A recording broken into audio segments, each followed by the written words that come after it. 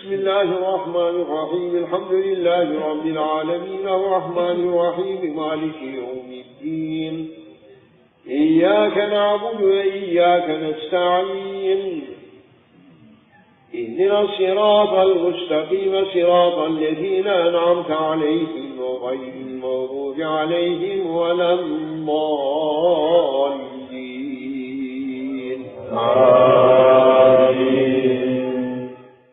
History of the Saints of the Golden Chain. Number 9. Abu Yaqub Yusuf al-Hamadani. Think not that there are no travellers on the road, or just that those of perfect attributes leave no trace. Just because you are not privy to the secrets, do you think that no one else is either? Rumi, Fihi ma fihi. Yusuf of Hamadan was one of the rarest knowers of God, a pillar in the Sunnah of the Prophet, and a unique saint. He was a religious leader, a religious scholar, agnostic, spiritual knower of God. He was the master of his time in raising the stations of his followers. Scholars and pious people used to flood in huge numbers into his center in the city of Merv, in present-day Turkmenistan, to listen to him. Born in Buzanjird near Hamadan in 440 Hijri year 1048 current era, he moved from Hamadan to Baghdad when he was 18 years of age. He studied the Shafi'i school of jurisprudence under the supervision of the master of his time, Sheikh Ibrahim ibn Ali ibn Yusuf al-Firozabadi. He kept association in Baghdad with the great scholar Abu Ishaq al-Shirazi, who gave him greater deference than to any of his other students, although he was the youngest. He was so brilliant a jurisprudent that he became the most knowledgeable reference of his time for all scholars in that field. He was known in Baghdad, the center of Islamic knowledge, in Isfahan, Bukhara, Samarkand, Khwarazm, and throughout Central Asia. Later in his life, he secluded himself and left the world behind. He became an ascetic and engaged in constant worship and spiritual struggle.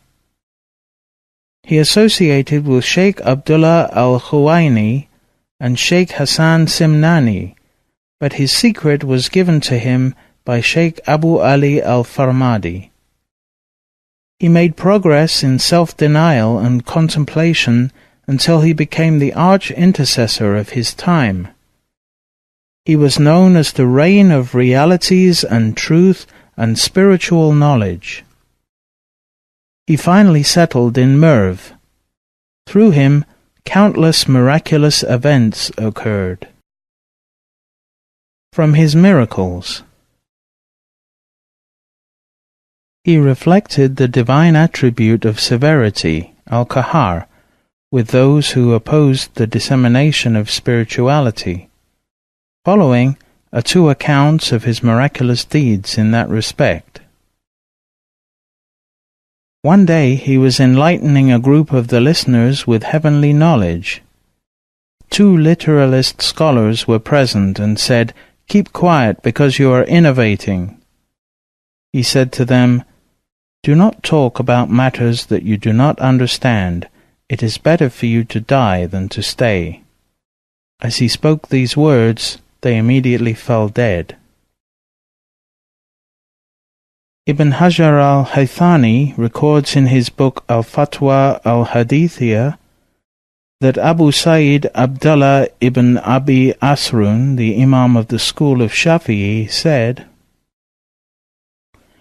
"When I began a search for religious knowledge, I accompanied my friend Ibn Nasaka, who was a student in the Nizamiya school, and it was our custom to visit the pious. We heard that there was in Baghdad a man named Yusuf al-Hamadani, who was known as the Arch-Intercessor, and that he was able to appear whenever he liked and was able to disappear whenever he liked. So I decided to visit him along with Ibn Asakha and Sheikh Abdul Qadir Jilani, who was a young man at that time. Ibn Asakha said, "When we visit Sheikh Yusuf al-Hamadani, I am going to ask him a question, the answer to which he will not know." I said, "I am also going to ask him a question, and I want to see what he is going to say." Sheikh Abdul Qadir Jilani said, "O God, protect me from asking a saint like Yusuf al-Hamadani a question, but I will go into his presence asking for his blessings and divine knowledge." We entered his group. He veiled himself from us, and we did not see him until after 1 hour had passed. He looked at Ibn Asakha angrily and said, without having been informed of his name, "O Ibn Asakha, how dare you ask me a question when your intention is to confound me? Your question is this, and your answer is this." Then he said to Ibn Asakha, "I am seeing the fire of disbelief burning in your heart." He looked at me and said, "O Abdullah, are you asking me a question and awaiting my answer? Your question is this, and your answer is this. Let the people be sad for you because they are losing as a result of your disrespect for me." Then he looked at Sheikh Abdul Qadir Jilani and said to him, "Approach, my son, I am going to bless you. O Abdul Qadir, you have satisfied God and His Prophet with your proper respect for me. I see you in the future sitting on the highest place in Baghdad and speaking and guiding people and saying to them that your feet are on the necks of every saint. And I see every saint of your time bowing to you because of your great station and honor. Abdul Qadir has been lifted up, and all that Shaykh al-Hamadani said about him has come to pass. There came a time when he did say, 'My feet are on the necks of all the saints.'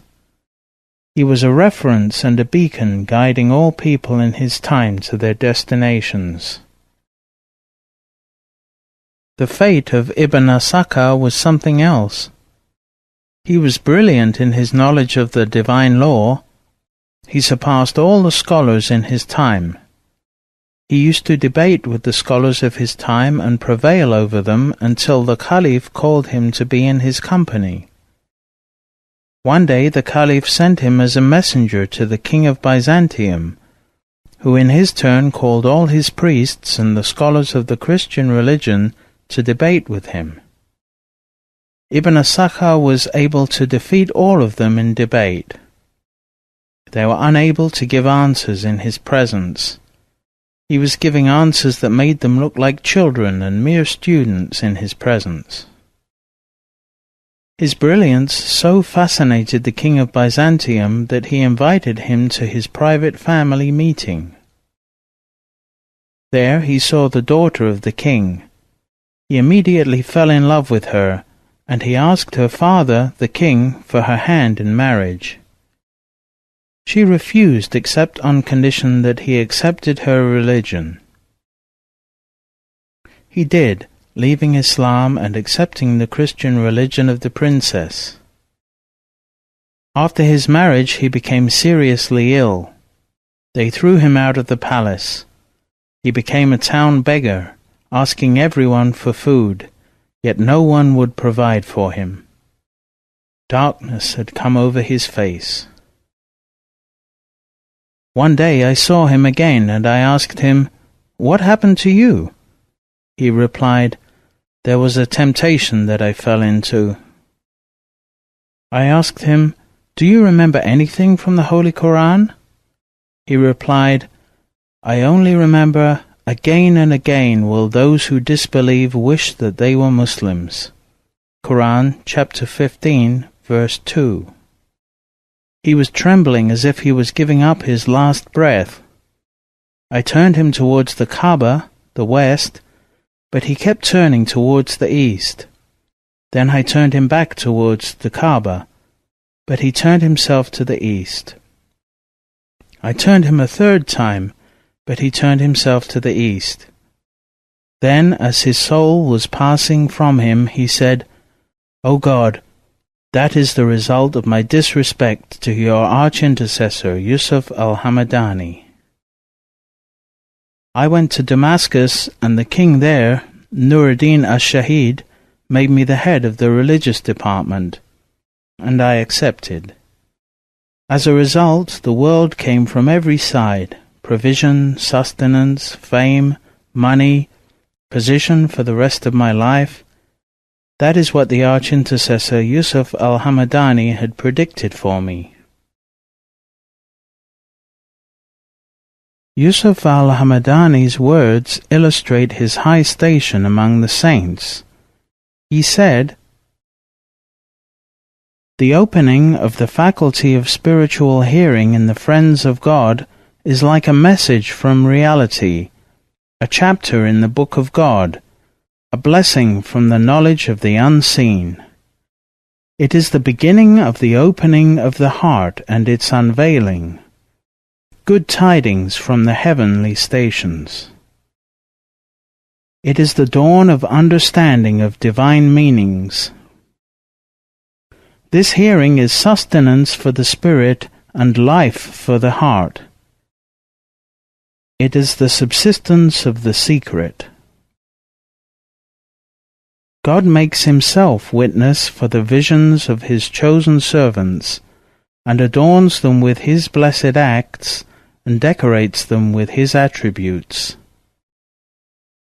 Of his saints he makes one group hear through his exalted witnessing. He makes others hear through his unique oneness. He makes another group of them hear through his mercy, and he makes some hear through his power. Let it be known to you, O human being, that God has created from the light of his manifestations 70,000 angels, and assigned them to various stations between the throne and the chair. In the presence of intimacy, their dress is green wool. Their faces are like the full moon. They stand in his presence in awe, fainting, drunk with his love, running endlessly from the throne to the chair and back, because of the emotion and the mercy which is burning in their hearts.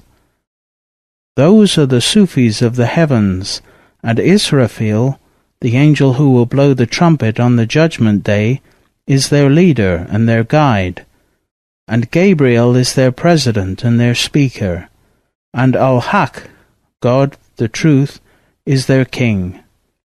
God's blessings are upon them. This is how Yusuf al-Hamadani, the shadow of God on earth, used to describe the heavenly reality and exalted stations of the Sufis. May God bless his soul and sanctify him. He died in Khorasan between Herat and Bakshur on the 12th of Rabiul Awal, 535 Hijri year, 1140 current era, and was buried in Merv. Near his tomb a large mosque and a large school were built. He passed his secret to Abul Abbas, who in turn passed it on to Abdul Khaliq al-Gujduwani. The latter received it directly from Yusuf al-Hamadani as well.